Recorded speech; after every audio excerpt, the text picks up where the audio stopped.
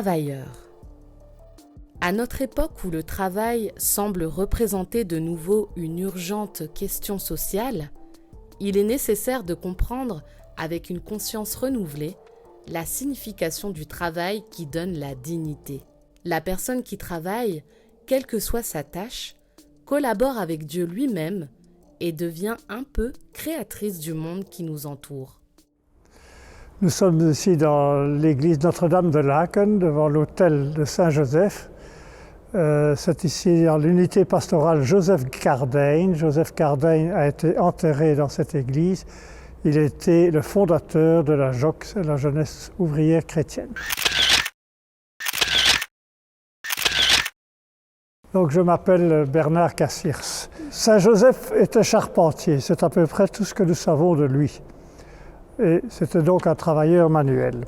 J'ai fait les études d'ingénieur et j'ai travaillé comme ingénieur pendant 15 ans. J'ai appris progressivement que les valeurs de service à la société, les valeurs d'honnêteté, de travail en équipe passaient souvent bien après le profit pour l'entreprise.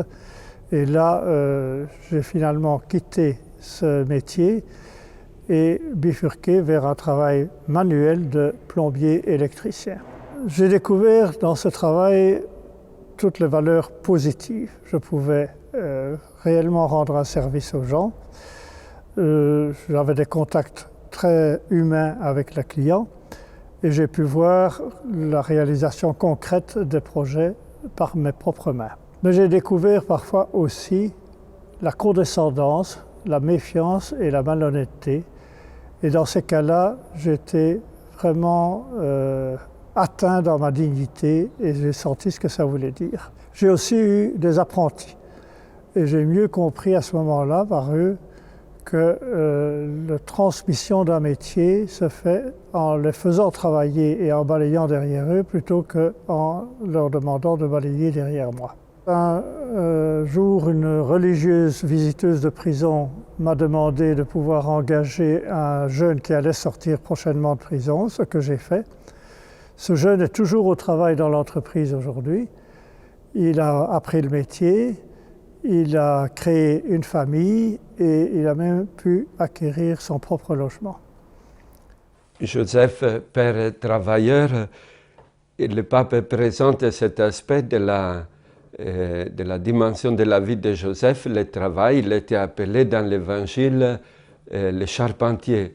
Et ce qui touche dans cette lettre du pape, c'est qu'il souligne le travail comme une participation au salut, à la rédemption, l'occasion de hâter le royaume des cieux. En fait, quand nous célébrons l'Eucharistie, à la présentation des dons, nous disons « Tu es béni Dieu de l'univers, toi qui donnes ce pain, fruit de la terre et du travail des hommes. » Voilà, là, on présente le pain, fruit du travail, qui deviendra Eucharistie.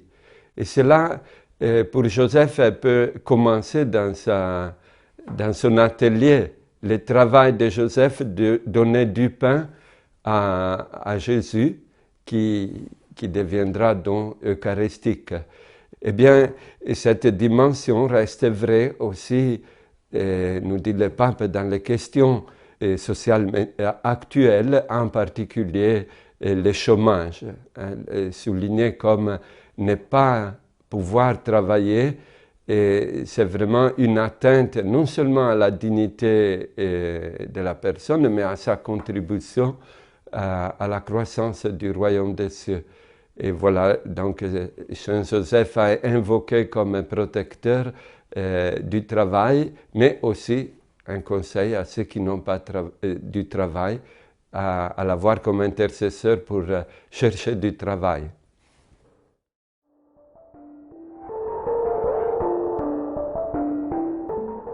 Salut, gardien du Rédempteur, époux de la Vierge Marie.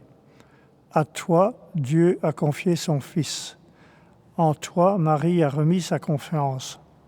Avec toi, le Christ est devenu homme. Ô bienheureux Joseph, montre-toi aussi un Père pour nous et conduis-nous sur le chemin de la vie.